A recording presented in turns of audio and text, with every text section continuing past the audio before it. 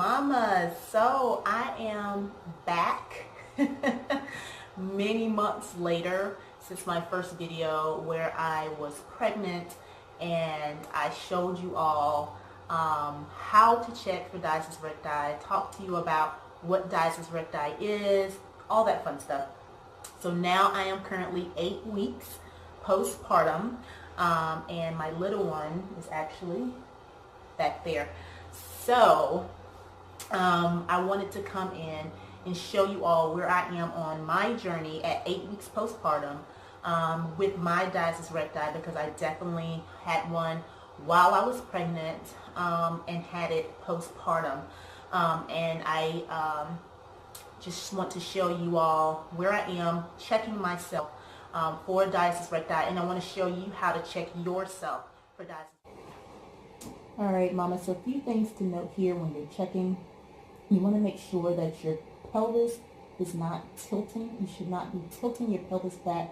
You want to keep it in a neutral spine position. Neutral meaning it's not rocking forward or backward. All right, so neutral spine. And you want to engage your pelvic floor muscles. So you want to think like you're zipping up your muscles here. So you're not crunching, but you're pulling and drawing those muscles in. All right, hands down by your side. And you're just going to lift your head gently up. You're not crunching, you're just lifting your head up. That's the proper way to do the test. Also to note, you're going to use your fingers here, this way, to check the finger width or number of fingers that your actual diastasis recti is, if you have one. And then you're going to check the depth by poking down here. Okay? So I'm going to lift my head straight up, hands down by my side, engaging my pelvic floor. All right, not crunching, just engaging those muscles. And we're going to lift up, and then I'm going to check. I'm going to start at your sternum and work your way down. Here, the bone, all right? So I start there to check, all right? So this is me just lifting up my head. And I just go down and press, okay? So here, near my sternum, is just now 1 finger width, okay? So when I put my fingers down, lift up, only 1 finger falls in between that gap. You want to check all the way to above the belly button and below, all the way down to your pubic bone down here, all right? Because that tissue that you're checking is that linea alba, which is the connective tissue between your 2 abdominal walls, and you want to check to see how taut that tissue is and how strong that tissue. So it's not a muscle, right? So when we talk about strength, we're talking about how much that tissue has been expanded when you were pregnant. So you want to see how strong that connective tissue is, okay? And so when you do the proper exercises, that which I will show you how to do in the program, when you do those proper exercises, you will strengthen the muscles, and also you will therefore strengthen the tissue, because you are bringing those muscles back together, and you can have a better contractile force of the muscles when that tissue is not being spread, that tissue's close together. All right, and so that tissue's doing what it's supposed to do, which is to keep the abs together. That's ultimately what you're trying to achieve when you're doing core rehab and core strengthening. Okay, hopefully that makes sense. And then I'm going to check the depth here.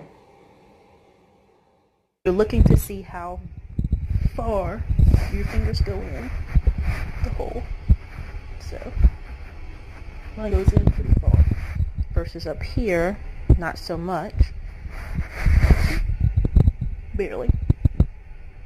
Nothing like down here. So I'm definitely deeper when I get closer to above my belly button, which is typically the area where you find a good bit of separation in a lot of moms. And at 8 weeks postpartum, I'm 1 finger width, which is a blessing, okay? I'm so excited that the beginning exercises, level 1 exercises that I've been doing, I'm going to be honest with you, not as consistent as I should be, but that just lets you know just how effective those exercises are when you at least do them.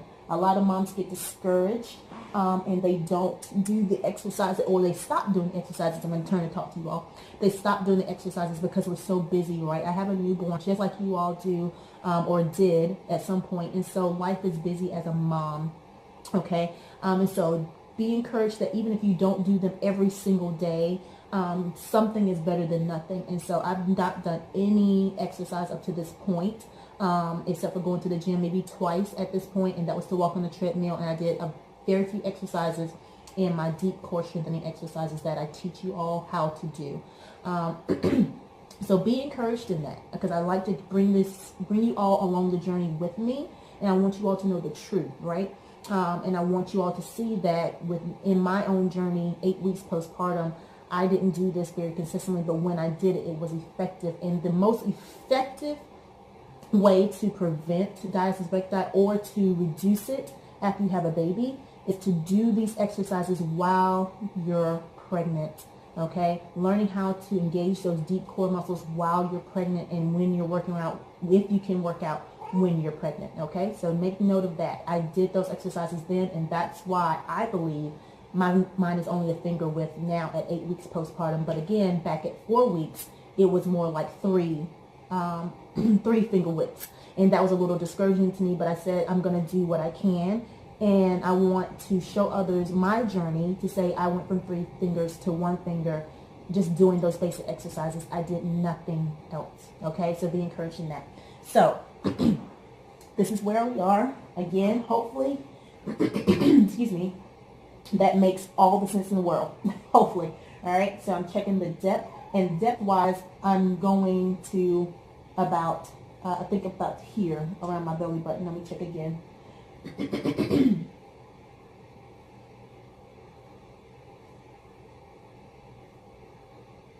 All right. So this is where I'm going.